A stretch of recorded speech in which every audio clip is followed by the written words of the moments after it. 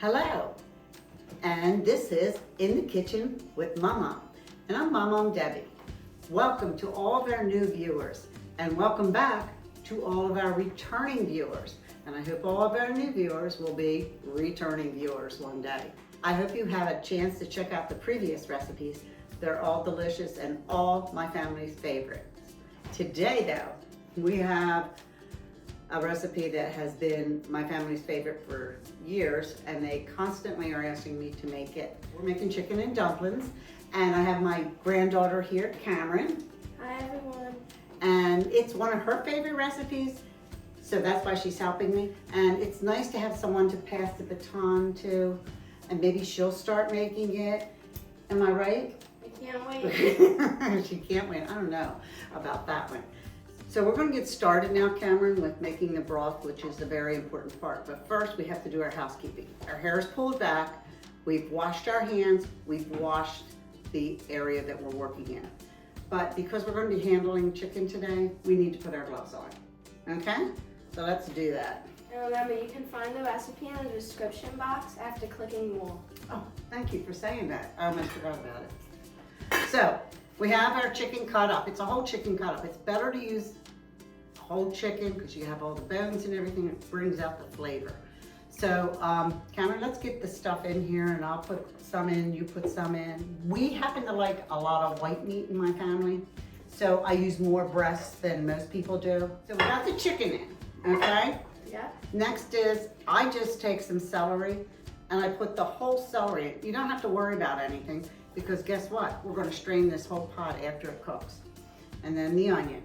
All right, Cameron, if that's not too heavy for you, Okay. you can take it over there and fill it up with water. Fill it up to about that above all the ingredients that are in here. And then we'll add salt. After it starts boiling on the pot, on the stove, we will add some bouillon, usually about 2 bouillon cubes. That gives it a little extra flavor. This will be on the stove for about 40 minutes, and in 45 minutes.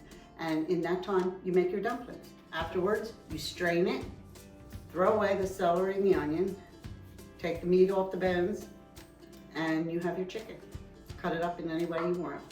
So, okay, now that we have the pot on the stove and it has started to cook, we're gonna let that simmer for about 45 minutes.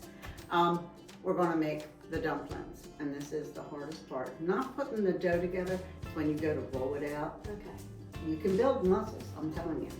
But anyhow, here we go. Putting our gloves on, new gloves. Now the first thing we do is 2 cups of flour, okay? Now, this is how I do my flour. I've got one dry thing here. You just knock it off the top. There's 1 cup and 2 cups, okay? Now you just follow my lead. Hey Mama. Yeah, honey. In my free time, I really enjoy baking a lot, but I don't have that much experience with cooking, so I'm excited to start learning. Well, I'm glad, and I'm glad you're doing it here because at the end of the day today, we're going to enjoy a nice pot of chicken and dumplings. Yes, we are. Do you think I should send any home to your dad? No. No, okay. Okay, I'm going to add some salt, which is about 1/3 of a teaspoon in here, and that's going to be your next addition. Got it. And I think I've told you this before, Cameron, because we baked together before. Your baking powder, how this little thing comes in handy. You scrape it across and it makes it a nice, even Yeah. teaspoon. So I thought I had mentioned it to you before. And now it's time for the Crisco. Well, put that lid on that for me, please. So I pre-measured the Crisco out for us, so we wouldn't have to dig it out. So you got your 2 tablespoons right here, okay? You put that in there and you work it through the flour mixture, okay? Okay, do you have the Crisco all mixed in there pretty good, Ken? I'm pretty sure. Okay, now the recipe calls for 2/3 cup of milk. Okay, so I'll put 2/3 in yours and I'll put 2/3 in mine Got it. because I took my glove off to do this. You think we leave that there? Okay, so we put that in. A lot of times what happens is sometimes you put it in and it's a little too loose or something. Then we just add in the flour. That's why our flour sits here. So go to it. and get that going. And just use your hands to mix it up. And like I said, if you think it's too loose, a lot of this has to depend on, once you get used to working with the dough, you know exactly how you want it to be. Because you want it to have some elasticity to it, so that when you roll it out, it's not like rolling out a brick. But you don't want it to be too elastic, because then it's like slime. You remember what slime is? Remember slime?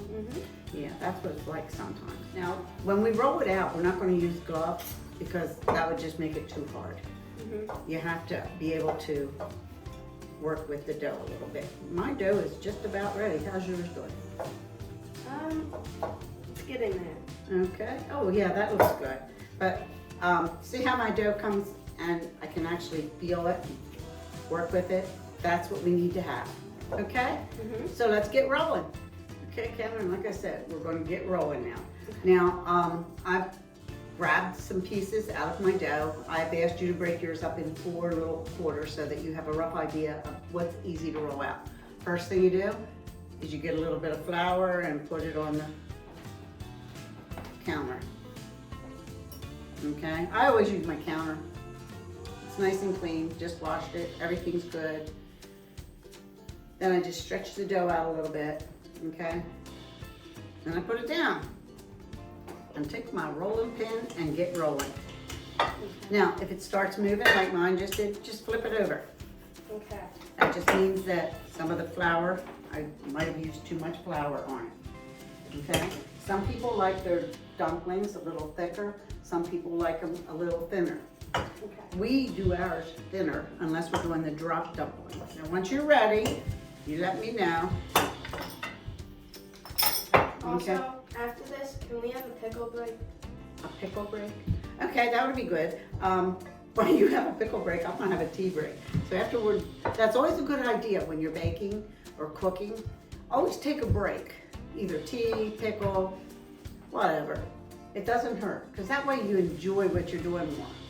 Sometimes wine, you can't have that. But, you know, if a pickle satisfies you, great.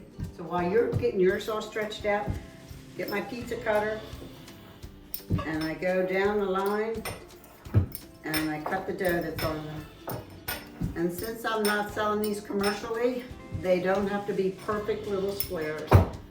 Because once they go in the pot, my family doesn't care whether they're round, triangular, or something else. While she's still rolling, I'm gonna do this. Put a little bit of flour on the tray, because we're gonna use this tray to put them into the pot. And then I just pick them up and place them on here.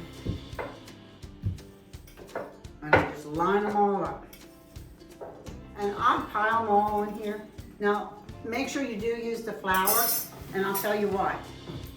The flour helps thicken the broth. And so when you layer them, you always put a little bit of flour on them, and it starts thickening the broth a little bit. Sometimes it thickens it too much. I always keep a little pan of broth on the side to add to it for when we reheat it or something. I'm gonna add a little bit more flour so that you can add yours to it. And after you add yours to it, the next round, I'm gonna put some parchment paper on top, and then we'll do the next balls. Okay? All right, look at you go, girl. Cameron's left-handed, so it's hard sometimes for me to show her what to do because she works at a completely different universe than I am used to. But she seems to handle it well when I tell her everything right-handed, and she knows how to do it left-handed. We'll be back after we get them all rolled out, because you don't want to see me sit here and just roll out dumplings. Okay, we're back now. We've got the dumplings all rolled out, and we're going to get ready and put them in the pot, and I'm going to let my granddaughter Cameron take it from here, because I think this is a good lesson for her. Okay, now that the broth is ready and it has been strained and the meat has been taken off the bones, we're going to carefully take the lid off, and we're just going to add the dumplings, and carefully, because it is still boiling and it's very hot. I did turn it down a little bit. And after, you know, Cameron, after you put about maybe half of that top layer in, then you stir it, and then you go back and you put the other rest of the top layer in. So now that we've put the first layer of dumplings in, we're going to stir it. And then after you get that stirred, Kim, then I'll take this paper and you can do the second layer. Okay. Okay? And then when we're all done, we'll put the lid on it. And we gotta make sure it keeps boiling the whole time. We'll put the lid on it, turn the burner off, and let it sit for about 20-25 minutes, and then they'll be done and ready to eat. Got it. Okay? Let's continue on. And we'll be back at the end of the cooking cycle. We're gonna put all the dumplings in, put the lid, stir it, put the lid on it, turn the burner off, and we'll see you in 20 minutes. All right, so here we are. The broth is cooked, the dumplings been put in, and everything's ready to go, and we're ready to try it. So she has dished out some, show them what it looks like, show your final product here, and we are ready to taste it. Oh my God, that is so good. This is one of my favorite dishes you make. Oh, I'm glad to hear that, honey. But you know what I'm thinking now? It might be one of your favorite dishes you make. Maybe. From now on. And I thank you all for joining us at In the Kitchen with Mama. Make sure you like, subscribe, and share with your friends. And if you have any questions, just email me at inthekitchenwithmama@yahoo.com. We'll see you next month, which is another exciting month. We're going to do some side dishes for cookouts since we're going to be in May. All right? Well, thank you. Bye. Bye.